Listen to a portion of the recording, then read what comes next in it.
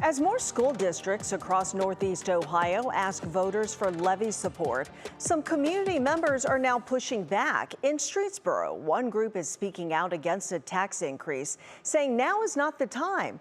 So what's behind that pushback, and what does it mean for local schools? Education Station reporter Danielle Wiggins takes a closer look.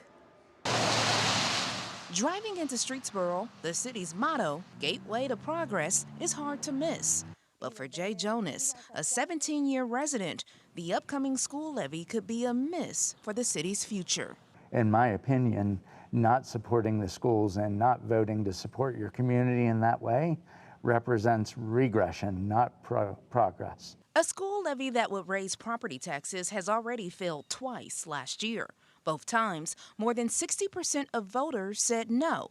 Rod Flahas, founder of Streetsboro Residents for School Accountability, says he knows why. It's really coming down to an affordability issue where people are going, we got to have another solution. We just can't afford this. For this reason, he's pushing residents to vote no. What would make you vote for a school levy? You know, it's a good question. I'm not opposed to taxes. I mean, I'm not one of these people who say, you can't have taxes. I believe there should be a fair basis, I'll call it, of everybody contributing. Flahas points to income taxes as a fairer option than property taxes and says other ideas should be on the table, like using sales tax revenue and expanding property tax relief for older homeowners. He also argues some of Ohio's more than 600 school districts could merge to share expenses and cut costs. In order to vote for something, there has to be good solutions and there has to be equal give and take on both sides. Like districts across Northeast Ohio, Streetsboro has made cuts to staff and programs to remain financially stable.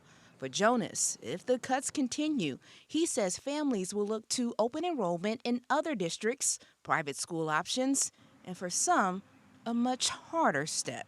I have ongoing conversations with a lot of individuals who are like, then we unfortunately will have to try and move. And on May 5th, voters will decide what progress looks like for Streetsboro. Flahas also takes issue with state documents showing that 86% of Streetsboro's operating budget goes to salaries and benefits. He says cuts should first come from there instead of extracurricular activities. However, the district argues their priority is protecting classroom instruction and maintaining the quality of education. In the newsroom, Danielle Wiggins, 3 News.